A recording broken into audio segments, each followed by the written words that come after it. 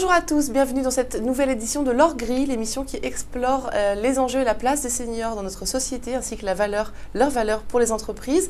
J'ai le plaisir, comme toujours, de recevoir sur ce plateau Sébastien Bacciocchini, bonjour. Bonjour. Vous êtes directeur associé fondateur du cabinet de conseil Senior Réflexe. Et à vos côtés, Jean-Pierre Widmer, bonjour. Bonjour. Vous êtes président de HSBC Assurance. Bienvenue Tout à fait. dans L'Or Gris. Monsieur Widmer, le groupe HSBC réalise chaque année une étude mondiale pour dresser un état des lieux de vieillissement des populations et de l'allongement de la durée de vie pour faire le point sur l'avenir des retraites. Alors, avant de parler des enseignements que vous avez tirés de cette étude, quel est l'intérêt d'HSBC dans cette étude ? Je crois que quand on est un groupe international comme le nôtre, on ne peut pas rester à l'écart des grands sujets de société. Le vieillissement de la population, l'allongement de la durée de la vie est un grand facteur de notre société et c'est un des sujets majeurs de l'entreprise et du monde. Donc, en fait, depuis 2005, nous avons lancé effectivement la plus grande étude mondiale puisque nous interrogeons plus de 20 000 personnes dans une vingtaine de pays. Nous mixons des pays émergents, des pays développés, et nous les interrogeons pour savoir sur les sujets de vieillissement de la population, d'allongement de la durée de la vie, quelles sont leurs perceptions. Ce n'est pas une étude transverse, on essaye de focaliser certains sujets, l'attitude des femmes, qu'est-ce que vous pensez-vous de la retraite, la santé, ce genre de choses, pour avoir effectivement une vision assez large du ressenti de nos compatriotes sur le sujet. Ces différents sujets, ce sont les axes clés de cette étude ? Tout à fait. Future of Retirement, c'est allongement de la durée de la vie, et vieillissement de la population. Alors, quels sont les enseignements que vous avez tirés, enfin qu'HSBC a tirés de cette enquête ? Alors, les principaux enseignements sont, d'une part, nos seniors sont plutôt en bonne santé et sont très actifs. Ça, c'est la première chose, et c'est une vision très optimiste. Nos seniors au niveau mondial ? Au niveau mondial. Alors après, vous avez des différences d'un pays à l'autre, mais au niveau mondial, ils sont assez éloignés de l'image d'Épinal que nous avons. C'est pas le petit vieux malade qui fait juste son jardinage dans sa maison. Il est en bonne santé, il est actif, il veut participer à la société. Première chose. Deuxième chose, il a un apport effectivement à la société, tout à fait important.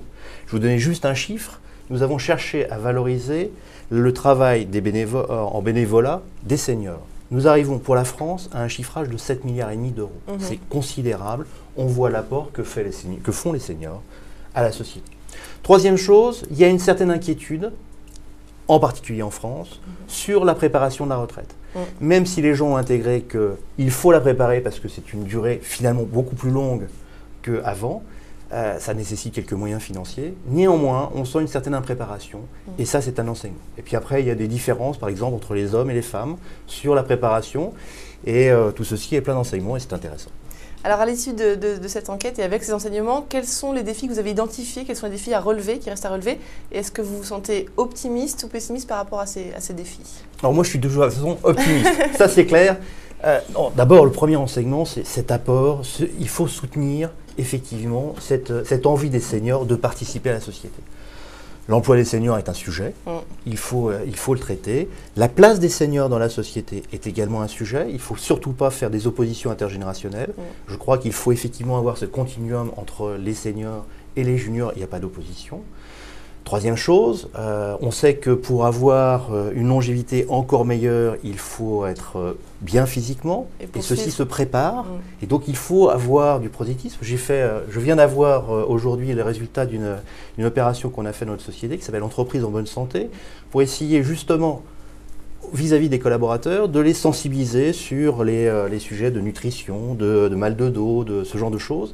Et on s'aperçoit que finalement, quand on rentre le soir, on n'a pas tout à fait le courage d'aller sur Internet, voir quels sont les conseils à avoir. Que si l'entreprise vous l'apporte chez vous, à votre domicile ou à votre lieu de travail, c'est ce qu'on a fait, vous avez effectivement une sensibilisation. Et les gens se disent, tiens, je vais peut-être faire un peu plus de sport. En tous les cas, il y a une sensibilisation et un engagement.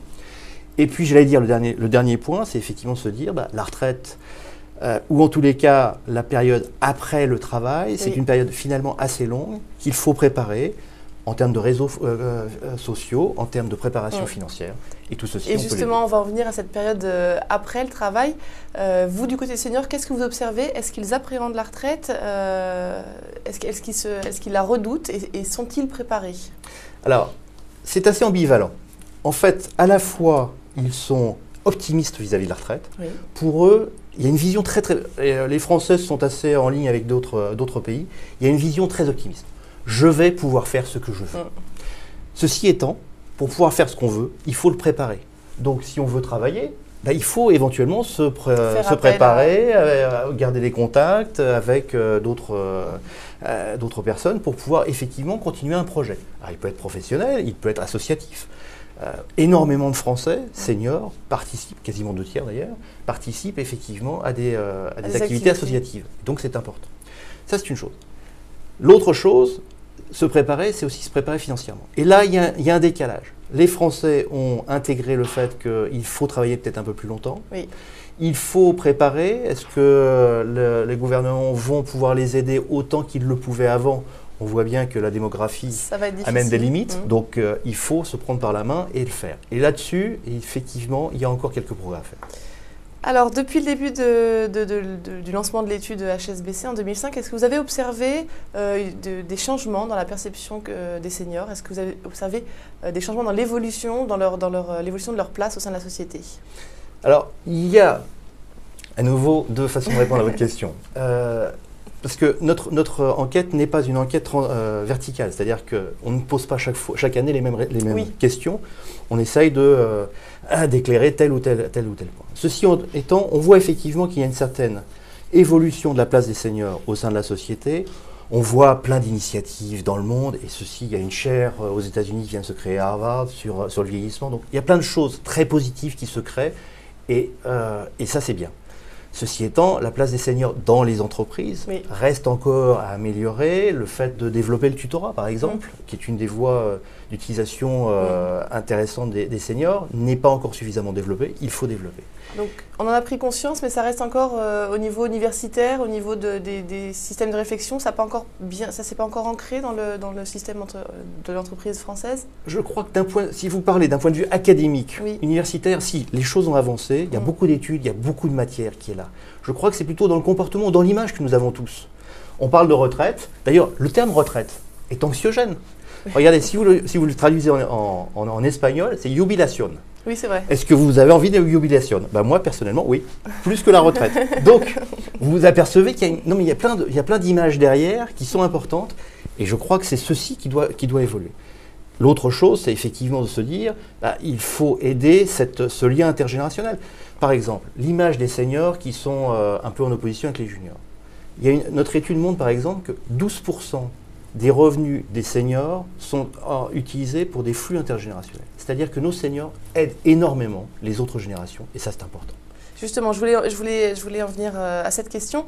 Est-ce que l'emploi des seniors, c'est pas un peu antinomique avec l'emploi des jeunes? L'emploi des seniors, que ce soit l'entreprise, l'auto-entrepreneuriat des seniors, est-ce que c'est pas contradictoire avec cette volonté de développer l'emploi jeune? Pas du tout. Au-delà de ce tutorat? Pas du tout. C'est là où l'expérience d'ailleurs des pays nordiques est intéressante.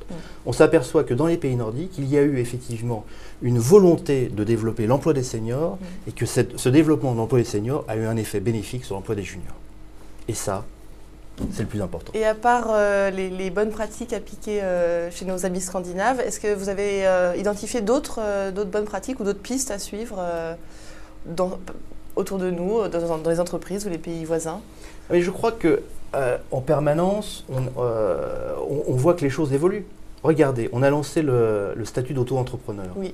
Eh bien, aujourd'hui, 20% des auto-entrepreneurs ont plus de 60 ans. Donc, on voit que les choses avancent. Il faut les aider, il faut communiquer, il faut surtout changer l'image des seniors dans la société. D'accord. L'auto-entrepreneuriat, c'est une des spécificités françaises. C'est quelque chose qui est fortement poussé dans l'Hexagone depuis quelques années. Est-ce qu'il y a d'autres spécificités françaises à la gestion de cette place des seniors dans la société et dans l'entreprise? Alors, après, il y a le système que nous avons rencontré en France avec les pré-retraites, etc., qui ont été mis en place lors des crises précédentes. Je crois que ces choses sont en train d'évoluer. Je crois que le gouvernement a fait il y a quelques années effectivement des actions pour aider l'emploi des seniors, et je crois que c'est tout à fait intéressant. Il faut continuer. J'allais dire, il faut également continuer à faire en sorte que... Mais les gens l'ont intégré. Regardez, dans notre dernière étude, lorsque vous demandiez aux gens jusqu'à quel âge vous allez travailler, les gens ont intégré puisque l'âge moyen était de 63 ans. D'accord. Oui. Alors que vous savez que jusqu'à présent, l'âge moyen de départ à la retraite était plutôt aux alentours de 60 ans, parce qu'il y a cet âge couperet. Or, les gens ne souhaitent pas avoir un âge couperet, ils souhaitent pouvoir travailler aussi longtemps que eux le souhaitent. Oui. C'est ça qui est intéressant. Donc en fait, ils veulent se fixer leurs propres limites. Tout à fait. Nos Français veulent avoir une certaine flexibilité sur leur départ à la retraite. Merci Monsieur Widmer. Je vais vous donner la parole. Sébastien, vous êtes présent ici, enfin votre légitimité c'est d'être directeur associé fondateur du réseau Senior Réflexe. On va rappeler les deux missions de ce cabinet de conseil. Tout d'abord, conseiller les directions générales et RH sur l'apport que pourraient leur apporter les seniors et les tuteurs et mettre en œuvre des politiques qui vont dans le sens de l'emploi des seniors. Ça, c'est la première mission. La deuxième mission, c'est de fournir, bien sûr, à ces entreprises-là ou d'autres, des prestations des seniors qui sont membres de votre réseau. Et en cette qualité, vous côtoyez de nombreux seniors, alors des seniors qui sont bientôt à la retraite, des seniors qui sont déjà à la retraite, et puis des seniors qui ont déjà bien compris voilà. En entreprise et post-retraite. Exactement.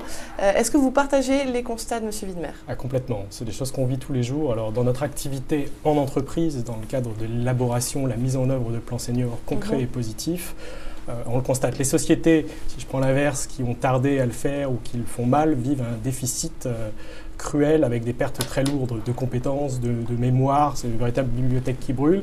Et puis aussi, de temps en temps, des chocs humains parce que les seniors ne sont pas préparés à partir à la retraite suffisamment tôt et se sentent du jour au lendemain inutiles, perdent le sens social et leur place. Et on voit que c'est assez facile par des actions très concrètes de s'y préparer à travers des plans de succession et des plans de transmission d'expérience. Donc pas de fausses notes pour celles qui ont adopté des mesures pour l'emploi des seniors, des fausses notes pour celles qui n'ont pas encore pris le virage.